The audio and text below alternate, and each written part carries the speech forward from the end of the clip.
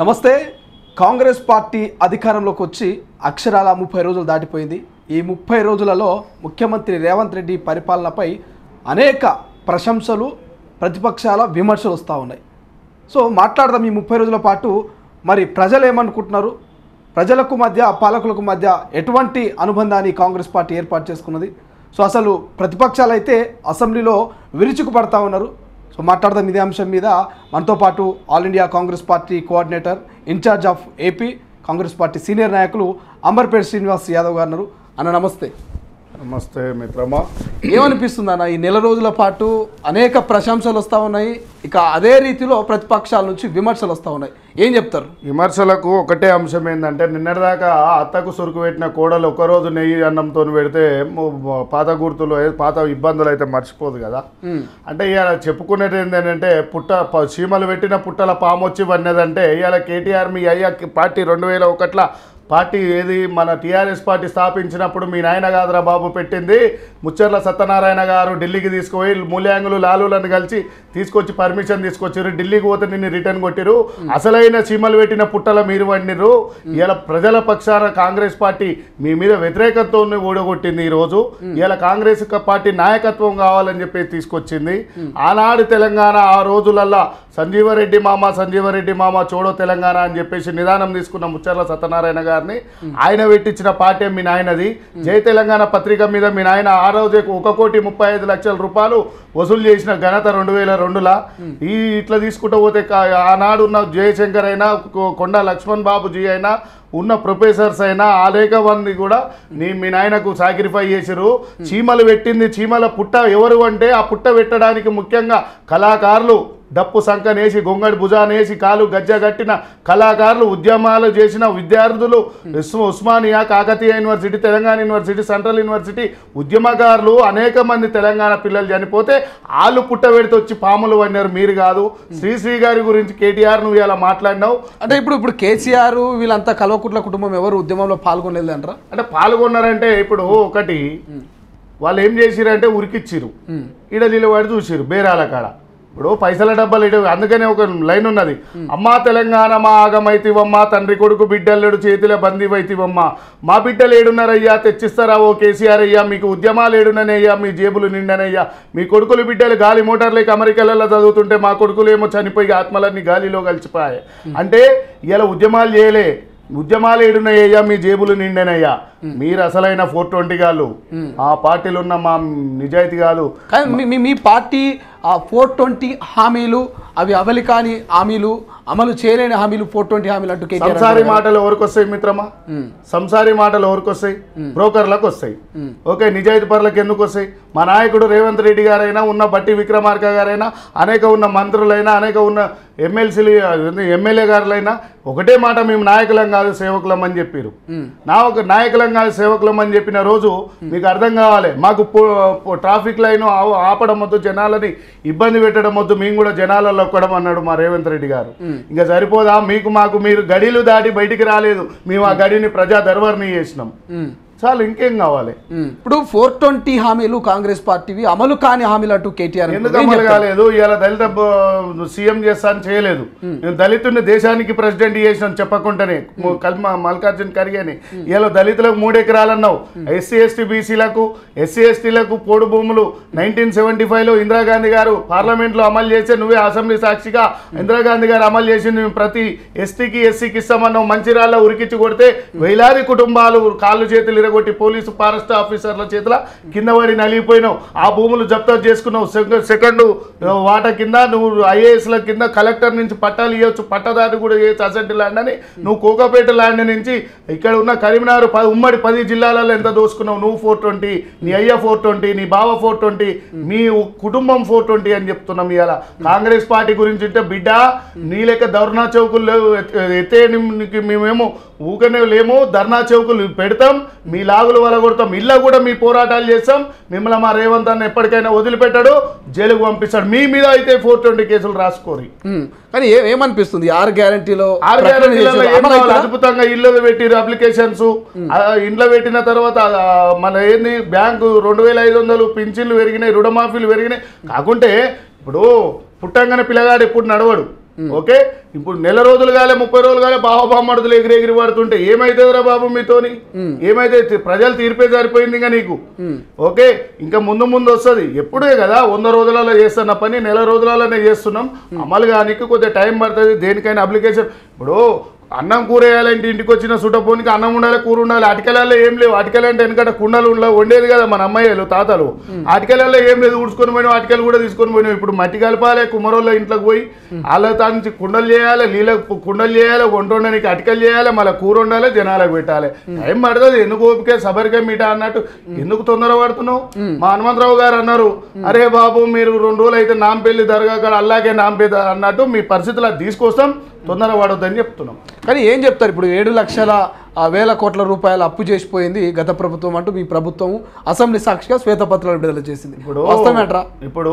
ఏంటంటే ఇంట్లో ఒక 5-6 మంది అన్నదమ్ములు ఉంటారు 4 పాలోళ్ళు ఉంటారు ఒక పాలు ఆయనకు ఏమైపోతుందంటే అలా దాంట్లో ఒక ఆయనకు అసలే ఆస్తి లేదు ఆస్తి ఉన్న దాంట్లో ఒకటి దోసుకొని పోయిండు దాన్ని పెట్టనీకు ఇల్లు కట్టాలంటే ఒక పిల్లర్లు పోయాలి భీమ్ పోయాలి ఒకటే రోజు ఆ ప్లాస్టిక్ సెటప్ వేయాలన్నా 10 రోజులు పడుతుంది ఇల్లు కట్టాలంటే 6 నెలలు పడుతుంది సో ఈ 7 లక్షల అప్పు తీరవాలి ప్రజలకు తెలియజేయాలి అప్పు విలువ ఇలా దొంగలని అని చూపియాలి ఆ దొంగలే కాబట్టి అది నిజమేందో చూపియాలి నిజాన్ని అబద్ధాన్ని నిజంగా చెప్తున్న బీఆర్ఎస్ పాలకులు అక్కడ ఉన్నారు కాబట్టి దాన్ని చూపియాలి అందరి ప్రతి ఇంటికి మొన్న ఒక అమ్మ పోతే గల్లీలకు ఈ మన ప్రజాపాలన పత్రికం పట్టుకుపోయి ఫ్రీగా ఫార్మ్స్ వస్తుంటే గల్లీలలో అయ్యా ఆడు మా మీద కూడా ఒక్కొక్క ఇంటి మీద 4-10 లక్షలు అప్పు చేసిండంట అంటే సరిపోయి ఇంకేముంది వాళ్ళు దొంగలు ఎంత డోలు కొట్టుకున్నా కూడా సౌండ్ వినిపిస్తుంది కానీ నువ్వు నిజాయితీ పరును అని తెలియదు అక్కడ ఇప్పుడు నిజంగా గత పాలకులు ఎటువంటి అభివృద్ధి చేయలేదా అంటే ఏం చెప్తాను మీరు అభివృద్ధి చేయలేదా అంటే వాళ్ళు అభివృద్ధి చేసుకోరు ఇప్పుడు మన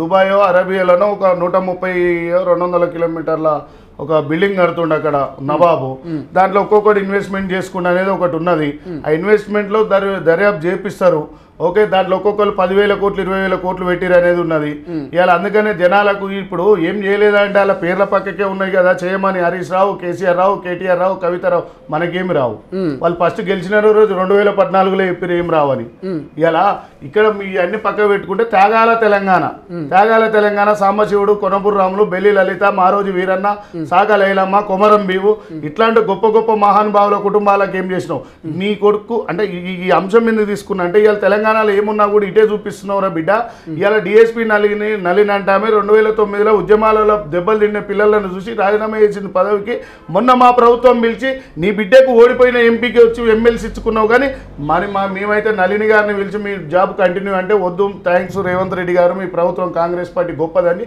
చెప్పిపోయింది అంత పెద్ద ఉద్యమకారాలు ఇలా గద్దారన్న బిడ్డకు మేము ఇచ్చినాం ఇలా మేము చేస్తుంటే ఏడిపోయేందుకు బకెట్లు తెచ్చుకోరి మనిషికో బీఆర్ఎస్ ఎమ్మెల్యే ఎందుకంటే మెడకేసుకోరి గాడిద మెడకో ఇంత గడ్డి పెడతారు కదా అట్లా వేసుకొని కూర్చోరు ఏముంది తవాళ్ళు తడిచిపోతున్నాయి నేను చేసే పనులకు ఇక నెక్స్ట్ బకెట్లలో తోడుకొని నిలబడాలి కన్నీర్లు ఇక అంతే ఇప్పుడు ఈ కాంగ్రెస్ ప్రభుత్వము 3 నెలల ముచ్చట 6 నెలల ప్రభుత్వం కూలిపోతుంది అంటూ అటు బీఆర్ఎస్ నాయకులు బీజేపీ నాయకులు కామెంట్ చేస్తారు నేను ఏమంటున్నా మిత్రమా ఏదో పక్కింటికి మా ఇల్లు ఇప్పుడు పచ్చగా అవుపిస్తుంది చాలా ఎంత అంటే అద్భుతంగా దూర్ణపాకులతో ఎప్పుడు పెళ్లి సందడి ఉన్న ఇల్లు లెక్క అవుపిస్తుంది ఏం చేయాలి వీడు ఎట్లాగో పందిరి వేసుకోలేడు మామిడాకులు తెచ్చుకోలేడు ఇవన్నీ తెచ్చుకుందామంటే జనాలు లేరు ఇప్పుడు మా ఇల్లు చూసి ఏడు వాళ్ళ పక్కనికి ఉన్నాయి ఎండిపోతే ఆ మామిడాకులు ఎండిపోతే ఇవన్నీ అట్లా చెప్పుకుంటాడు కానీ మేము మామిడి చెట్టే పెట్టుకున్నాం ప్రజల పక్షాన్నే ఉంటాం సో మీరు 5 ఏళ్ల పాటు ప్రభుత్వం కాదు 15 సంవత్సరాలు మా రేవంత్ రెడ్డి గారు 10 ఏళ్ళు కంపల్సరీ ఉంటాం 15వ సంవత్సరం కూడా చేస్తాం ఇంకో సీఎం చేసినా ఇంకో 10 ఏళ్ళు ఉంటాయని కూడా చెప్తాం మేము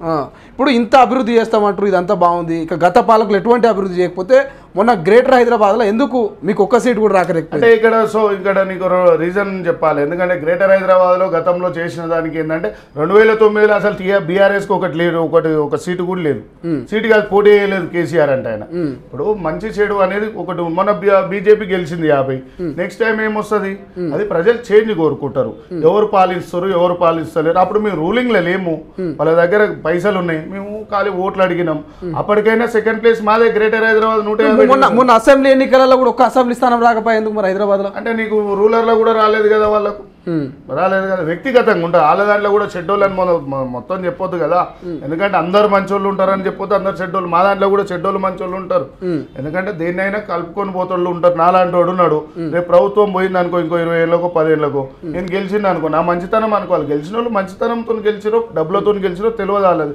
ఇలా తీర్పు అయితే అది దారుణంగా ఇచ్చారు కదా, 25 సీట్ల మేరకు అంతే. ఎందుకంటే 101% ఈసారి గ్రేటర్ హైదరాబాద్ మేయరు 99% కొట్టిపడేస్తారు మా ప్రభుత్వం కాంగ్రెస్ పార్టీ. ఇప్పుడు మొన్న అసెంబ్లీ ఎన్నికల అంబర్పేట శ్రీనివాస్ యాదవ్ టికెట్ ఆశించిండు, అందులో వాస్తవం ఉన్నదా వాస్తవం లేదా?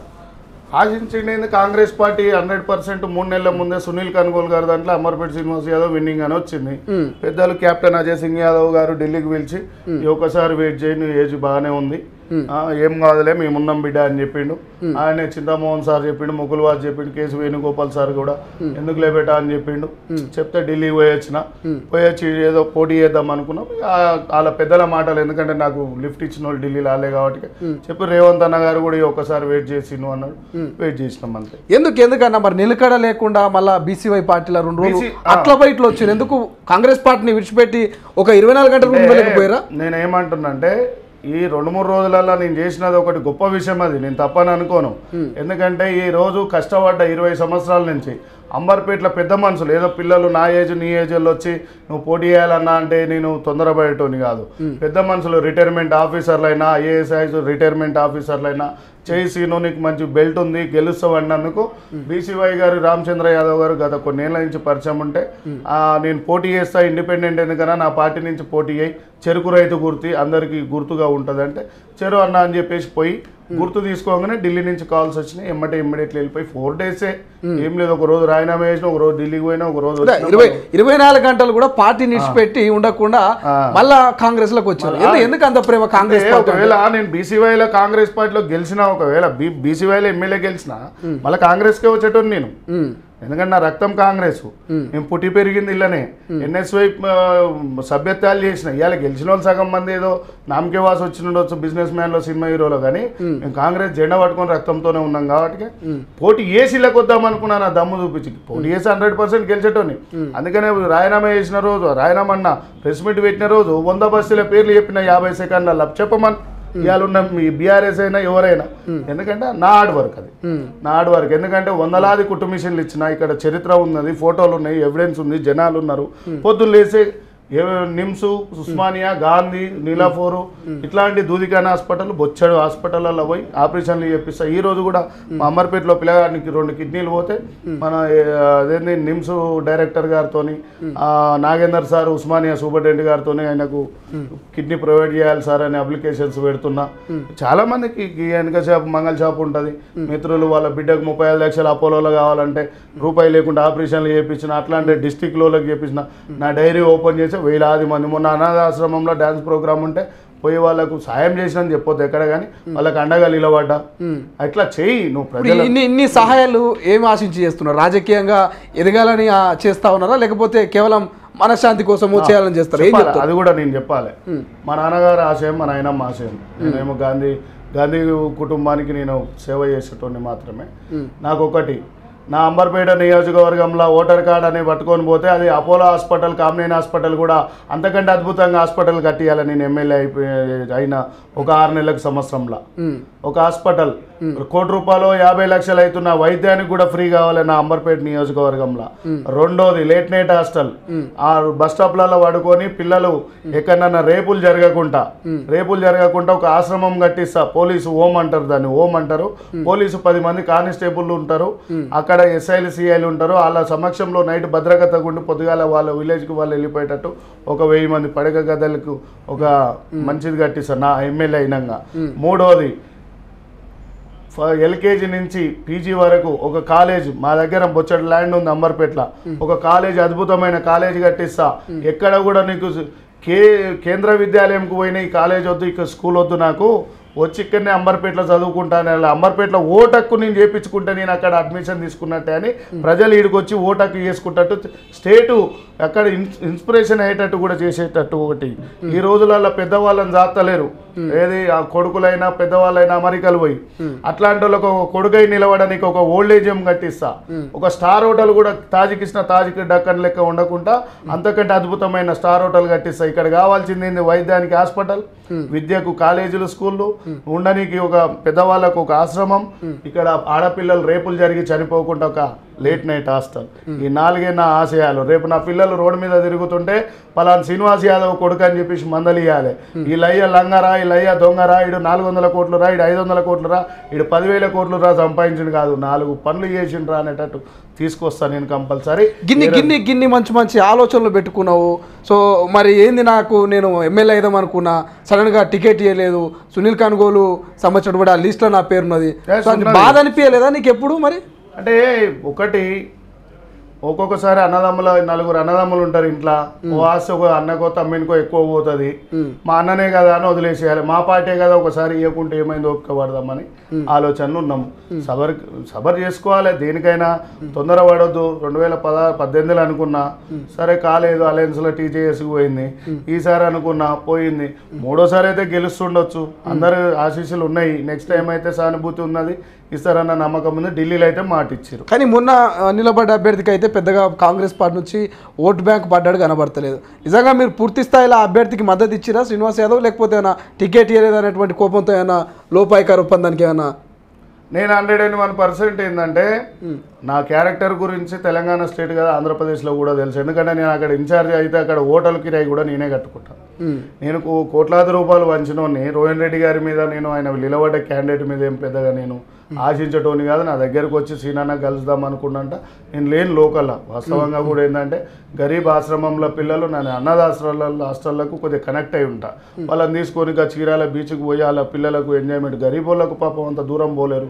ఓ 3 కార్లు ఉంటాయి, ఆ కార్లలో ఎక్కించుకొని ఒక 50 మందిని తీసుకుపోయి అక్కడ తిప్పుకొని వచ్చిన. నాకు మనసు బాధ అనిపించక నా ఎమ్మడున్న వాళ్ళు ఒక 10-20 మంది, వాళ్ళు ఒక 50 మంది, ఒక 100 మందిని కలిసిపోయి అక్కడ ఒక రిసార్ట్ ఉంటుంది అక్కడ బాపట్ల సైడ్, అక్కడ కూర్చోబెట్టాలని మంచిగా చూసుకొని వచ్చిన. తర్వాత వచ్చి కూచిపూడి డ్యాన్స్ ప్రోగ్రాములు అయితే అటెండ్ అయినా.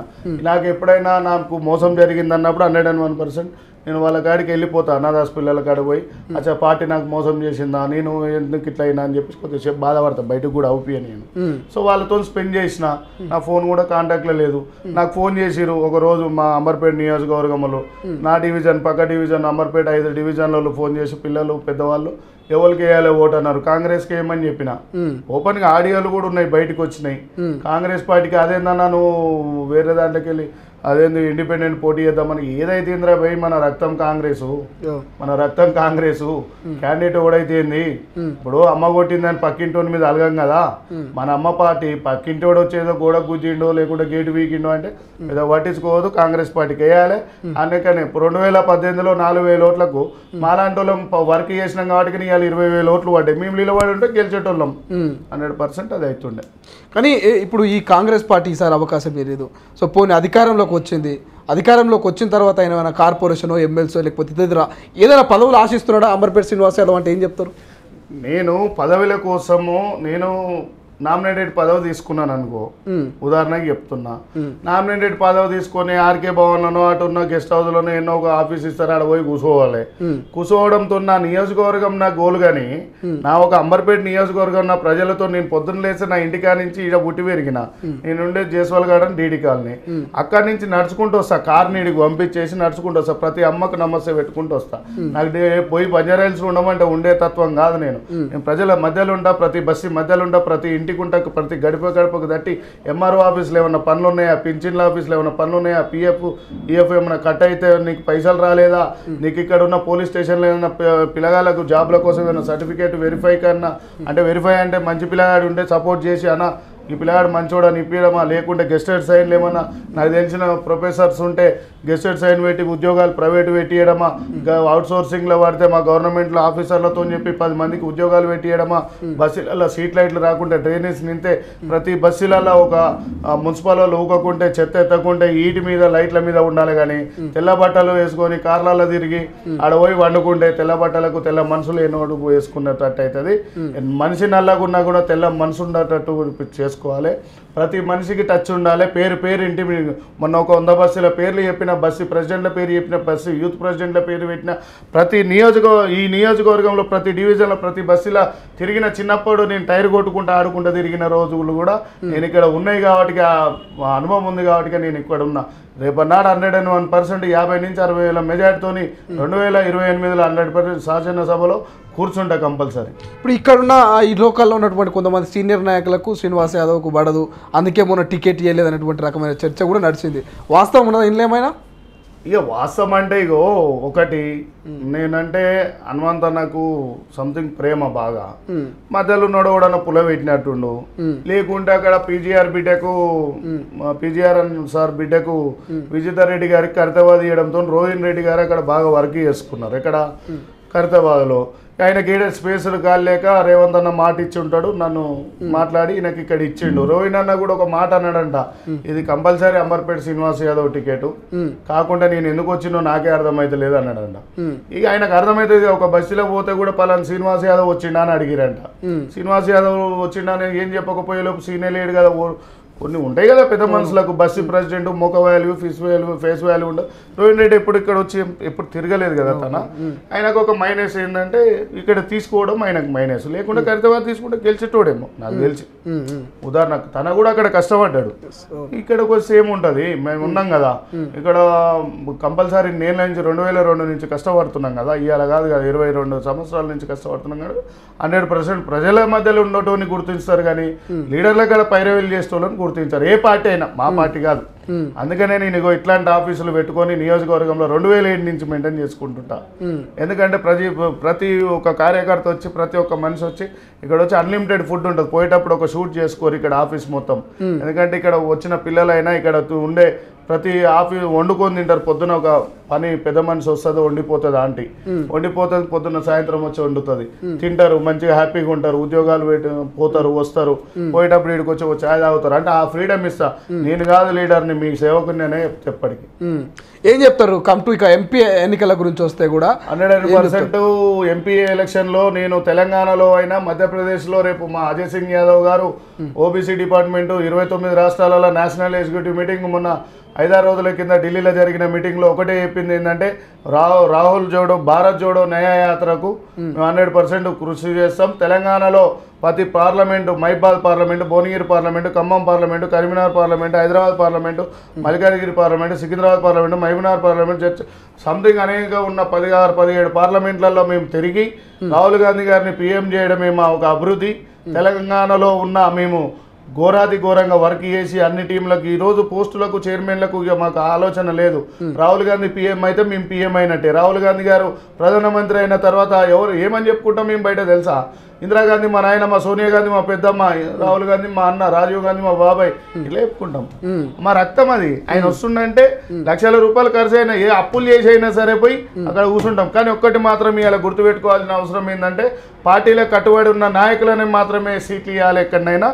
రెండో అంశం మాత్రం ఇంకోటి చెప్తున్నా, సినిమా హీరోలకు, బిజినెస్ మ్యాన్లకు, ఐపీఎస్ ఐఏఎస్ ఆఫీసర్లకు, బ్రోకర్ గాళ్ళకు వచ్చి మాత్రం సీట్లు ఇస్తే వాళ్ళ కార్యకర్త విలువ తెలియదు. వాడు ఏమున్నా ఇన్సెట్ వేసుకొని పోతాడు. సినిమా హీరో గాడు ఏం చేస్తాడు, ముఖంకు రంగులు వేసుకొని వస్తాడు. 20 ఏళ్ళు కష్టపడ్డ కార్యకర్త కాడ గుంజుకొని పోతే, కలుపుకున్న అన్నం ముద్ద తినిపోతే ఎంత బాధ అనిపిస్తుందో మనము. అందుకనే ఎడారిలో నీళ్ళు దొరికినట్టుగా మేము ఉంటాం పార్టీకి. ఎడారిలో పోయినప్పుడు, రాజస్థాన్ ఎడారిలో మట్టిలో పోయినప్పుడు, ఇక్కడ అడవిలలో పోయినప్పుడు, నీళ్లు లేనప్పుడు చెమ్ము నీళ్ళు ఇస్తే ఎంత దాహం తీరుతుందో పార్టీకి అసలైన కార్యకర్తలం మేము. సో ఇవాళ మాకు బాధాకరమైనవి ఏంటంటే ఐఏఎస్ రిటైర్మెంట్ అవుతాడు, ఐపీఎస్ రిటైర్మెంట్ ఆడున్న రోజులు అక్కడ మంచిగానే సంపాదించుకుంటాడు. వీడికి వచ్చి మళ్ళీ సంపాదన మీనే ఉంటాడు. ఏమనంటే ఐఎమ్ ఐఏఎస్ ఐపీఎస్ ఏమిటికిరా బాబు, ఇవాళ సినిమా హీరో ఆడ ఏసీ కార్లలో కూర్చుంటాడు, మంచిగా పోతాడు, సంపాదించుకుంటాడు, వచ్చి ఐఎమ్ సినిమా హీరో అంటాడు. మళ్ళీ వీడికి వచ్చి బిజినెస్ మ్యాన్, వాడు అన్ని దందాలు లంగ దందాలు చేస్తాడు, వస్తాడు, వీడికి వచ్చి మళ్ళీ నేను బిజినెస్ మ్యాన్ అంటాడు. అంటే కార్యకర్త ఏడు వాళ్ళ జెండా పట్టుకొని, జెండాలు పట్టుకొని, బైక్ ర్యాలీలు తీసి రోడ్ల మీద వండుకొని, నైట్లు ఫ్లెక్స్లు కట్టి, గాంధీ భవన్లు నింపి, అన్ని పార్టీల భవన్లు నింపి, అన్ని పార్టీల కార్యకర్తలే చెప్తున్నా. ఇవాళ ఎంత దారుణమైన పరిస్థితి ఉందంటే ప్రతి మిత్రుడు ఆడ ఒక్కటే గుర్తుపెట్టుకొని, కార్యకర్తలు పార్టీని నమ్ముకొని ఉన్న కార్యకర్తలకు ప్రతి ఒక్కరికి ఓటమి కోసం కాదు, గెలుపు కోసం తిరగండి. ఒకరోజు పార్టీ మోసం చేస్తే దానికి తిరుగుబాటు బుద్ధి చెప్పండి, దానికి వస్తుంది. దానికి కంపల్సరీ ఇవాళ తెలంగాణ సామ్రాజ్యంలోనైనా, తెలంగాణ రాష్ట్రంలోనైనా ఉన్న దేశంలోనైనా ఎక్కడనైనా నేను ఇక్కడ మొన్న ఢిల్లీలో కూడా ఒకటే సెమినార్లో చెప్పిన జెండా పట్టుకోమంటారు రాహుల్ భారత్ జోడోకు తిరగమంటారు ఆ పార్టీకి బీజేపీకి తిరగమని బీజేపీ వాళ్ళు చెప్తారు ఇటు తిరుగుతున్నారు లాస్ట్కి వచ్చే లోపు మాకు ఏం సీట్లు వస్తున్నాయి సార్ ఈసారి ఆల్ ఇండియా లెవెల్లో ఓబీసీ డిపార్ట్మెంట్లో ఎంతమంది టికెట్లు వచ్చినాయి చెప్పండి సార్ అని అడిగినాం కే రాజు గారిని అడిగితే ఒకటే చెప్పిండు ఈసారి ఛాయిస్ ఉంటుందమ్మా అన్నాడు సార్ థ్యాంక్ యూ పని చేస్తాం రాహుల్ గాంధీ గారి కోసమే పని చేస్తాం ఇక కాంగ్రెస్ పార్టీ కోసము అవతల యువతలు ఏం లేదు మా బట్టి గారు చాలా మంచి వ్యక్తి మదన్న గారు ఉన్నారు మా విక్రమ్ గౌడ్ గారు రేపు ఎల్లుండో జైన్ కాపోతున్నారు హైదరాబాద్కు ఒక అండ అనుకుంటున్నాము ఎందుకంటే ఎందుకు విక్రమ్ గౌడ్ అంటే గుర్తొచ్చింది బీజేపీ కూడా మొన్న అసెంబ్లీ ఎన్నికల్లో బీసీలకు ఎక్కువ ప్రాధాన్యతనిచ్చింది బీసీ ముఖ్యమంత్రి అన్నది ఎందుకు ఆ పార్టీ గెలవలేకపోయింది మరి ఇప్పుడు పక్కింటి ముచ్చడం మనకి ఎందుకు ఇప్పుడు మా ఇంటి అయినా అటు గుంజుకున్నారు ఏదో మోసం చేసి మా ఇంట్లో మెయిన్ ముఖ్య అతిథిని ఇప్పుడు వెనకట ఇల్లు కడితే దూలాలు పెట్టేటోళ్ళు ఇప్పుడు స్లాబ్ వేసుకుంటారు ఒక దూలం కట్టే తీసుకుని అటు అడేసిరు ఆ దూలం కట్టే మళ్ళీ తెచ్చుకుంటున్నాం మా ఇంటికి తిరిగి సొంతం గూటికి చేర్చుకుంటుండు హైదరాబాద్ లో మాకు కూడా బలం లేకుండే ఏంటంటే ముఖేష్ అన్న కొడుకు మాజీ మంత్రి ఎప్పుడైనా క్యాడర్ని కాపాడిన వ్యక్తులు అప్పుడు త్రిమూర్తులు లెక్క ముగ్గురు ఉండేటోళ్ళు ముఖేష్ గౌడ్ దానం నాగేందర్ గారు అంజన్ కుమార్ యాదవ్ గారు వీళ్ళు మీకు ముగ్గురు ముఖేష్ గౌడ్ గారు దానం నాగేందర్ గారు అంజన్ కుమార్ యాదవ్ అన్న అంటే ఎప్పటికీ మాకు ఈ ముగ్గురు కలిసి ఈ సిటీని కాపాడిన వ్యక్తులు ఇప్పుడు కాదు నాటి నుంచి రాజశేఖర్ రెడ్డి అంతకుముందుకు ఇంకో పెద్ద మనుషులు ఉన్నప్పటి నుంచి కూడా కాపాడిన హైదరాబాద్ నగరం కాబట్టి ఇవాళ విక్రమ్ గౌడ్ లాంటి వాళ్ళు వస్తే ఏమవుతుందంటే మా లాంటి వాళ్ళమంతా కలిసి హైదరాబాద్ని ఒక కాంగ్రెస్ పార్టీ నెక్స్ట్ మేయర్ ఎలక్షన్లో 150 డివిజన్లలో మినిమం 100 పైన సాధించాలని చెప్పేసి కోరిక పెట్టుకున్నాం మేము సో ఇట్లా ఎంపీలో ఖచ్చితంగా మెజారిటీ ఆఫ్ సీట్లు వస్తాయంటారు అయితే 100% వస్తాయి నీకు ఎక్కడ తిరుగుబాటు లేదు ఈసారి సికింద్రాబాద్ కూడా ఎంపీ గెలుస్తుంది ఎందుకంటే ముషీరాబాద్ లో మొన్న ఒక చిన్న మీటింగ్ పెట్టినాం 100% ఉంది ఖైరతాబాద్ జూబ్లీస్ లో పెట్టినాం మళ్ళీ పోతే ఇక్కడ సికింద్రాబాద్ పెట్టినాం అన్ని అయిపోయిన తర్వాత అంబర్పేటలో కూడా మొన్న ఒక మీటింగ్ పెట్టినాం మా కార్యకర్తలతో ఏంది నెక్స్ట్ అంటే అన్న ఒక ఓటు ఎటువాడు అని చదిలేదు సికింద్రాబాద్ ఈసారి ఎంపీ గెలిపించడే 10 ఏళ్ళు అయింది మనం అంటే కసితో ఉన్నాం క్యాండిడేట్ ఎవరైనా ఉండని పార్టీని గెలిపి అని కంకణం కట్టుకొని తిరుగుతున్నాం మా పైసలు ఎన్ని ఖర్చు అయినా సరే పైసలు అంటే తిరగనీకి ఏది ప్రజలకు ఓట్లు వేసేది లేదు మొన్న ఓట్లకి అక్కడ ఆదివాసీ బిడ్డ ఒక ఆయన గెలిచిండు బొజ్జ అట్లాంటి ఆయనకు రూపాయి పెట్టలేదు పైసలే లేవు కారే లేదు ఆయనకు అయినా కూడా గెలిచిండు ఇలా సామేల్ అనే ఒక తుంగతుర్తిలో ఇక్కడ వస్తే మన రజకా బిడ్డ షాద్ నగర్ లో పైసలు పెట్టకుండా గెలిచిన వాళ్ళు మా పార్టీలు అందరూ ఎందుకంటే ఈసారి కూడా సికింద్రాబాద్ ఎంపీ అయినా సరే తెలంగాణలో ఉన్న ఎంపీల స్థానాలు మొత్తం గెలిపిస్తాం ఎంపీలను కూడా పెడతాం రాహుల్ గాంధీ గారిని ప్రధాని చేస్తాం జనాలకు అభివృద్ధి చేస్తాం కానీ కేసీఆర్ కంబ్యాక్ అంటుండు పులి బయటకు వస్తే తట్టుకుంటుందా అధికార పార్టీ అంటూ కొంత సోషల్ మీడియాలో వినిపిస్తున్నాయి ఈ అల్లర్ నరేష్ శర్వానంద్ సినిమా ఉంటుంది ఒకటి ఏదో గమ్యం ఏ పులి బిడ్డ పులి పుట్టినవా అడవి మీ అడవిలో పోయి రా మీకు ఇంట్లో అని అంటారు పులి ఎందుకు సింహాలు ఎందుకు గొప్ప వ్యక్తి ఉన్నాడు అంబేద్కర్ ఉన్నాడు పూలే ఉన్నాడు సాహు మహారాజ్ ఉన్నాడు పెరియర్లు ఉన్నారు ఇంకా తీసుకుంటే సావిత్రిబాయి పూలే జ్యోతిరావు పూలేలు ఉన్నారు వాళ్ళ పేర్లు తలుచుకోరు అన్నం పెట్టిన వాళ్ళు ఎస్సీ ఎస్టీ బీసీలకు ఇవాళ మనకు మొక్కవలసింది పొద్దుగాలు లేచి అంబేద్కర్ గారికి పూలే జ్యోతిరావు పూలే పులి బయటకు వచ్చింది 2 డప్పులు కొడతా 4 పటాకులు చెప్తా 2 ధూమ్ పటాకులు చెప్తా అంటే దానికి అట్రాక్ట్ అయితే ఇంకో 9 లక్షల కోట్లు మళ్ళీ అప్పు చేసినట్టే కేసీఆర్ కోట్ వేస్తే ఇప్పుడు 7 లక్షల కోట్లు ఏమో చిల్లర చేసిండు ఆయనకి ఎంపీలకు ఓట్లు అయితే 9 లక్షల ఓట్లు మొత్తం రౌండ్ ఫిగర్ 15 లక్షల కోట్లు అప్పు చేసుకొని కూర్చోవాలిగా మనం రాష్ట్రం శ్రీలంక అయింది కూడా ఒక కోడిగుడ్డు 500 ఇక్కడ 1000 రూపాయలు అవుతుంది ఒక కోడిగుడ్డు కేసీఆర్ కోట్ వేస్తే 1000 రూపాయల కోడిగుడ్డ మంచి పరిపాలించే కాంగ్రెస్ పార్టీ తెలుసుకోవాలి తెలంగాణ సామాజిక వర్గం తెలంగాణ ప్రజలు ఏదైతుందో ఇప్పుడు ఈ 30 రోజుల పాటు మీ ముఖ్యమంత్రి గారి పరిపాలన ఏమనిపించింది మంచిగా ఉందా మంచిగా లేదా చాలా అద్భుతంగా ఉంది నాకు రేవంత్ అన్న మీద జర ఒక దెబ్బ కొట్టి జర ఫస్ట్లా అట్లా కాదా అని ప్రేమతో పిలిచేటోడు కానీ ఇప్పుడు మొత్తం ప్రేమనే ఉంది అప్పుడు ఒక 99% ప్రేమ ఉండి 1% కోపం ఉండేది ఎవరికైనా విసుకొస్తుందిగా మనమే 100 మంది వస్తే ఏ పోవా బాబా అంటాం నిద్ర వస్తానో ఏదో ఇప్పుడు ఆ 100% కాదు మొత్తం ప్రేమే ఉంది ఆయనకు తగ్గిండు ఇంతకుముందు ఏమో కలవాలంటే ఇప్పుడు నిద్ర కాదు కంట్లకు కట్టెలు పెట్టుకుండు ఎవరు వచ్చినా దా కలుస్తుండు ఎవరన్నా రేవంత్ అన్న అని పోతుంటే చెప్పని చెప్పేసి గవర్నమెంట్స్ మొత్తం బాడీ గార్డ్స్ పక్కకు జరిపేసి చెప్పని మాట వింటుండు ఏం కావాలి నీకు రేవంత్ రెడ్డి అన్న చూసినప్పుడు ఫస్ట్కి ఇప్పటికి ఏంటంటే చాలా మారిండు. అసలు సీఎం హోదాకు 101% ఆ సీటుకు న్యాయం చేసిండు.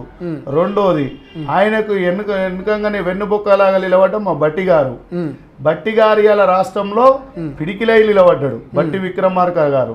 ఎందుకంటే అన్న అంటే తమ్ముడు, అంటే ఏజ్ లో పెద్ద ఆయన బట్టి సార్, పదవిలో రేవంత్ అన్న పెద్ద ఆయన. ఇప్పుడే కోమటిరెడ్డి వెంకటరెడ్డి గారు ఉన్నారు. ఇప్పుడు లైన్ మెన్ల విషయం తీసినప్పుడు రిజిస్టర్ తీసుకొని చూపించి కాపాడుతుండు. అంటే ఒక కెప్టెన్ ఒక్కడే ఆడితే కాదు క్రికెట్ మ్యాచ్, మొత్తం టీం ఆడాలి. ఇప్పుడు టీం ఆడుతుంది, ప్రజలకు న్యాయం చేస్తున్నాం. సో నిజంగా మీరు అన్నటువంటి 6 గ్యారెంటీలు ఏవైతే గతంలో చెప్పినటువంటి డిక్లరేషన్స్ కావచ్చు, హామీలు కావచ్చు, నిజంగా ఈ 5 ఏళ్ల పాటు కాంగ్రెస్ పార్టీ ప్రజలకు సంపూర్ణంగా అందిస్తుందా? ఆ నమ్మకం ఉన్నదా మీకు కాంగ్రెస్ నాయకుడిగా? 70 ఏళ్ళు 130 ఏళ్ళ చరిత్ర గల 140 ఏళ్ళకు చేరుకుంటుంది దగ్గర. అన్నీ ఇవాళ వేసిన గ్రామీణ ప్రాంతాలలో రోడ్లైనా, ఇవాళ విలేజ్ నక్ష రోడ్లైనా, ఇవాళ యూనివర్సిటీలైనా, బైపాస్ రోడ్లైనా, అదేంది రాజీవ్ గాంధీ ఎయిర్పోర్ట్లైనా, దేశంలో ఉన్న ఎయిర్పోర్ట్లైనా, ఇవాళ ఉన్న యూనివర్సిటీ స్కూళ్ళైనా, చిన్న గవర్నమెంట్ స్కూళ్ళు అయినా, గవర్నమెంట్ హాస్పిటల్ అయినా, బస్తీ హాస్పిటల్ అయినా, విలేజ్ హాస్పిటల్ అయినా, టెలిఫోన్ వ్యవస్థనైనా, ఫస్ట్ ల్యాండ్లైన్ ఫోన్ వ్యవస్థనైనా, ప్రతి గవర్నమెంట్ జాబర్ అయినా అన్నీ నిర్మాణించింది ఎవరు? కాంగ్రెస్ పార్టీ కదా. ఎస్, అవునా? ఇవాళ ఇక్కడ చేనంబర్ నుంచి మారోడైనా కాంగ్రెస్ ప్రభుత్వంలో పడ్డదే కదా. ఇవాళ ఆనాడున్న కాంగ్రెస్ ప్రభుత్వం, ఎన్డీఏ ప్రభుత్వం ఎప్పుడేం చేసింది? పెట్రోల్ రేట్లు పెంచుతుంది. బీజేపీ అలా కావాల్సింది ఏం తెలుసా మిత్రమా? ఒకటే కావాలి వాళ్ళకు, రాముడు రాముడు రాముడు. అరే బాబు, నేను కూడా ఆర్ఎస్ఎస్ కార్యకర్తనేరా బాబు. కేశవ మెమరీ స్కూల్లో నేను శాఖకు పోయినా, దండా ఫైట్ చేసిన, దండా అంటే కట్టేది దండా అంటారు. తల్వార్ ఫైట్ చేసిన, అన్ని క్యాంపులకు పోయినా, వైజాగ్ పోయినా, రామ్జీ అప్పుడు శ్యామ్జీ అని ఒక ఆయన ఉంటే ఆర్ఎస్ఎస్ లా, మేము కూడా ఎస్ రామయ్య రామయ్య రామయ్యో ఒక్కసారన్నా వచ్చి పోవా రామయ్య. వాడల్లో నీ గుడి ఉంది, వాగుల్లో నీ గుడి ఉంది, గూడెంలో నీ గుడి ఉంది, గూడెం గుడిసెల్లో నీ గుడి ఉంది, పల్లెల్లో నీ గుడి ఉంది, పల్లె పట్నంలో నీ గుడి ఉంది, నువ్వు పుట్టిన అయోధ్యలో నీ గుడి ఏడ ఉందని. ఎస్, మేము కొట్లాడిన వాళ్ళమే. ఇలా దేవుని పేరు చెప్పి మీరు భజన ఏకురి. 100 రోజులలో బ్లాక్ మనీ ఎడిగిపోయింది. నువ్వు పసుపు బోర్డు ఏమైంది? నిజాం షుగర్ ఫ్యాక్టరీ ఏమైంది? ఇవాళ తీసుకుంటూ పోతే ఇవాళ వర్గీకరణ అని మా కృష్ణాన్ని మోసం చేసేటట్టున్నావు నువ్వు. ఇవాళ మందకృష్ణ మాదిగనని జరిపి వర్గీకరణ పేరుతోని నువ్వు ఆయనను వాడుకుంటున్నావు. ఇవాళ ఇట్లా తీసుకుంటూ పోతే ఉత్తరప్రదేశ్ రాష్ట్రంలో యోగి అనే వ్యక్తి ఎస్సీలను ఎంత దారుణంగా చూస్తుండు. ఇవాళ మీ నరంలో ఏమున్నది? కిందోడు పెద్దోడు అనే చిన్న చూపు చూస్తలేరా మా ఎస్సీ ఎస్టీ బీసీలని? అసలు ఎస్సీ ఎస్టీ బీసీలు అంటే వాళ్ళు బీజేపీలు ఎంత నలిగిపోయారు బయట రాష్ట్రాలల్లా. ఇవాళ ఈడొచ్చి సుధపూస ముచ్చట్లు చెప్తారు. ఇక్కడ ఒకటే మిత్రమా, కాంగ్రెస్ ఉండొచ్చు, ఇంకో పార్టీ ఉండొచ్చు, మనం కూడా రాముని ప్రసాదం అత్యంతాలు పంచవలసిందే. మనకు దేవుడు కదా. బీజేపీ వాళ్ళు పార్టీ పెట్టినాగానే మొక్కుతున్నామా? బీజేపీ వాళ్ళు స్వచ్ఛ భారత్ పెట్టాగానే ఇక ఆగిలు ఊపుతున్నామా? మన తాతలు మన ముత్తాతలు దేశం ముట్టినప్పటి నుంచి ఆగిలు ఊపుకుంటలేవు, బాత్రూమ్ గడుగుతలేవు, ఇల్లు గడుగుతలేవు, అరువులు గడుగుతలేవు, రోడ్లు ఊక్కుంటలేవా? ఇక ఆయన స్వచ్ఛ భారత్ పెట్టాకనే యోగా ఎందుకు పెడతాడు నరేంద్ర మోడీ తెలుసా మీకు? ఇన్ని అప్పులు చేసినాము, అంబానీ ఆదానికి ఇచ్చినాము, అంబానీ ఆదాని దేశాన్ని ముంచుతారు, మీరు ఫ్రస్ట్రేషన్కి రాకుర్రా జనాలారా, యోగా చేయరి అని చెప్తాడు. ఫ్రస్ట్రేషన్ వద్దు, మేము తప్పులు చేస్తూనే ఉంటాం, మీరు భరించకుండా యోగాలు చేయరు అని చెప్తాడు. స్వచ్ఛ భారత్ అనేది ఒకటి ఎందుకు పెట్టిండంటే ఏముంటది మొత్తం క్లీన్ అంటాడు. ఏముంది క్లీను? గదే 2004లో గదే ఉంది, 94లో గదే ఉంది, 84లో గదే ఉంది, 74లో గదే ఉంది. ఇవాళ నువ్వు చేసేది ఏం లేదు. ఏముందంటే మేకప్ల మ్యాన్ ముచ్చట్లు వద్దు. అందుకనే అంటాడు కదా, ఇద్దాని చేతగానే ధర్మం గురించి మాట్లాడతాడని మహేష్ బాబు ఓ సినిమాలో. నరేంద్ర మోడీ పాలన అట్లా ఉంటుంది. ఎస్, అంతే. ఏమనిపిస్తుంది? గతంలో 10 ఏళ్ల పాటు ముఖ్యమంత్రి కేసీఆర్ గారి పరిపాలన కావచ్చు, అంతకుముందు చంద్రబాబు నాయుడు కావచ్చు, అంతకుముందు వైఎస్ఆర్ కావచ్చు, ఈ నాయకుల పరిపాలన చూస్తుంటే ఏమనిపిస్తుంది? కేసీఆర్ అయినా, జగన్మోహన్ రెడ్డి అయినా, చంద్రబాబు నాయుడు అయినా, ఉన్న కేటీఆర్ అయినా, హరీష్ రావు అయినా, పక్కకున్న ఇంకో రాష్ట్రంలో ఉన్న రెడ్డి వీరప్ప అయినా, వీళ్ళందరూ తీసుకున్నా కూడా వీళ్ళ గురించి మాట్లాడవలసిన అవసరం లేదు. జెండా మారినప్పుడు వాయిస్ మారుతుంది. అలా జెండా మారినప్పుడు వాయిస్ మారుతుంది. ప్రాంతం మారినప్పుడు మాట విధానం మారుతుంది. వాళ్ళ గురించి ఎందుకు కానీ మనకు అన్నం పెట్టిన గొప్ప మహనీయుల గురించి అడుగు, అబ్దుల్ కలాం గురించి అడుగు, అంబేద్కర్ గురించి అడుగు, సాహు మహారాజ్ గురించి అడుగు. ఇలా చదువు జేబులో గుండె మీద ఒక జేబు ఉంటుంది, జేబులో పెన్ను పెట్టుకొని పోతున్నామంటే ఒక ఆడబిడ్డ సావిత్రిబాయి పూలే గురించి అడుగు, జ్యోతిరావు పూలే గురించి అడుగు, సాగా లైలమ్మ ఒక బిడ్డ, ఏది ఒక ఆడబిడ్డ తెలంగాణ సాయుధ పోరాటంలో పాల్గొని తెలంగాణ ఉద్యమం కోసం కొమరం భీమ ఒక ఆదివాసి బిడ్డ, మారోజు వీరన్న ఒక ఒడ్లకమ్మరి బిడ్డ, ఇట్లాంటి బెల్లి లలితకు ఒక గొల్లొల్ల బిడ్డ, ఇట్లా తీసుకుంటూ పోతే సాంబశివుడు ఇవాళ మొన్న చనిపోయిన వారికి కూడా గద్దారన్న గురించి అడుగు. ఎందుకంటే ప్రాంతాన్ని నుంచి దేశం వరకు ఎవరు ఏం చేసిరు.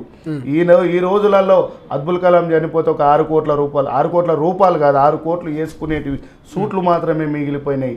ఇవాళ అట్లాంటి మహనీయుల గురించి అడుగు. ఎందుకంటే ప్రతి నాయకుడు కూడా నేనే చెప్తున్నా ఓపెన్గా, నేను నాయకుడినని కాదు, నేను లీడర్నని కాదు, ఒక సేవకునిగా చెప్తున్నా, జెండా మారిందా వాయిస్ మారుతుంది. ఎందుకంటే చూస్తలేమా టీడీపీలో ఉన్న కేసీఆర్, జగన్మోహన్ రెడ్డి కాంగ్రెస్లో ఉన్నాయన, కాంగ్రెస్లో ఉన్న చంద్రబాబు నాయుడు, వెడివీరప్ప అంతకుముందుకి ఇంకో పార్టీలు ఉండే జనతాదళ్, అట్లాంటి అనేక మంది ఎంతమంది ఉన్నారు. ఇట్లా పోతా ఉంటే జెండా తీరు మాట మారుతుంది. అందుకనే గొప్పల గురించి మాట్లాడదాం, గొప్పల గురించి తెలుసుకుందాం. గొప్ప గొప్ప మహానుభావులు చేసిన త్యాగం అనుభవించడం ఒక నేరం. ఎస్ ఇవాళ పోరలంతా పిజ్జా బర్గర్ల సైడ్ ఉన్నారు, బస్ స్టాప్లలో 6 గంటలకు ఆడపిల్ల వెంబడి సతాయిస్తున్నారు. అటు కాదురా చరిత్ర తెలుసుకోరే. ఒక పూలే ఆనాడు పెత్తందారులు పెండ తీసుకొని ఒక జ్యోతిరావు పూలే బిడ్డ మీద వేసినా కూడా చదువు చెప్పింది. ఇలా మనం జేబులో పెన్ను పెట్టుకొని తిరుగుతున్నామంటే ఒక గొప్ప మహనీయురాలు. వాళ్ళ గురించి మాట్లాడదాం, వాళ్ళ గురించి చరిత్ర తెలియజేద్దాం. కింది స్థాయి వర్గాలకు మనం 85% ఉన్న వర్గాలను పైకి తీసుకొచ్చి ఒక రాజాధికారాన్ని తెద్దాం. అవుతుందా, సాధ్యమవుతుందా రాజాధికారము బీసీలను ముఖ్యమంత్రిగా చూసే అవకాశం ఉందా భవిష్యత్తులో? మీరు అనుకున్న తొలి వెలుగు, మీరు అనుకున్న క్యూ న్యూస్, మీరు అనుకున్న ఒక మైపాలు, ఎందుకు బీఆర్ఎస్ వాళ్ళు ఎంత ఇబ్బంది పెట్టినా నిలబడలేదా? అది ఒక రోజు వస్తుంది. సో ఖచ్చితంగా బీసీని ముఖ్యమంత్రిగా చూస్తామంటారు. అయితే బీసీ కావచ్చు, ఎస్సీ కావచ్చు, ఎస్టీ కావచ్చు, మైనార్టీ కావచ్చు, ఒక రోజు వస్తుంది. ఆ రోజు వచ్చిన రోజు లాగులు వలుగుతాయి ఒక్కొక్కరివి. మామూలుగా లాగులు వలిగాయి. ఉండాలంటే కూడా దేశం మీద పిఎం కూడా అవుతాడు. ఆఫ్టర్ ఆల్ సీఎం ఏంది? దేశంలో ఉన్న 85% 90% ఎస్సీ ఎస్టీ బీసీలు. ఓకే, రెడ్లు కూడా వాళ్ళు మనకు సంబంధించిన వాళ్ళే. ఇక్కడ రెడ్లు, బయటకు పోతే వాళ్ళు బీసీలే. ఓకే, బయట దేశంలో కూడా మన పెత్తందారుల వ్యవస్థ అంటే ఒక వ్యవస్థ ఉంది, దాన్ని పలగొట్టడమే ఈ యొక్క నిర్ణయం. సో ఫైనల్గా ఏం చెప్తారు అనుకున్నా అన్న ఒకసారి? సో ఫైనల్గా ఏం చెప్పదలుచుకున్నారు అన్న కాంగ్రెస్ పార్టీ కార్యకర్తలు కావచ్చు, మీ అంబర్పేట నియోజకవర్గ ప్రజలకు ఎంపీ ఎన్నికల వేళ ఏం చెప్పదలుచుకున్నారు?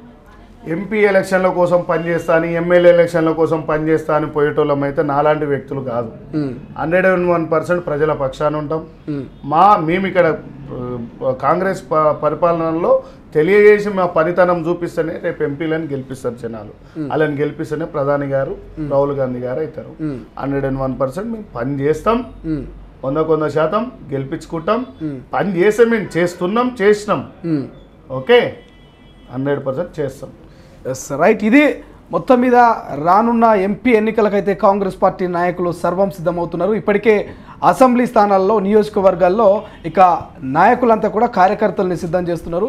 రానున్న రోజుల్లో ఢిల్లీలో ఖచ్చితంగా ప్రధానిగా మా రాహుల్ గాంధీని చూడబోతున్నాం. మెజారిటీ ఆఫ్ ఎంపీ సీట్లు మాయంటూ కూడా కాంగ్రెస్ పార్టీ నాయకులు అంబర్పేట శ్రీనివాస్ యాదవ్ అయితే ధీమా వ్యక్తం చేస్తున్నాడు. సో చూద్దాం, ఎవరికి వాళ్ళైతే ఢిల్లీలో చక్రం తిప్పేది మేమే అంటూ ఇక ధీమా వ్యక్తం చేస్తున్నటువంటి పరిస్థితి. చూద్దాం మరి భవిష్యత్తులో ఢిల్లీలో చక్రం తిప్పేది ఎవరు, ఏ పార్టీ జెండా ఎగరబోతున్నది మరికొద్ది రోజులు ఆగాల్సిందే. కెమెరా పర్సన్ అజయ్తో శ్రీశైలం, తొలి వెలుగు, హైదరాబాద్.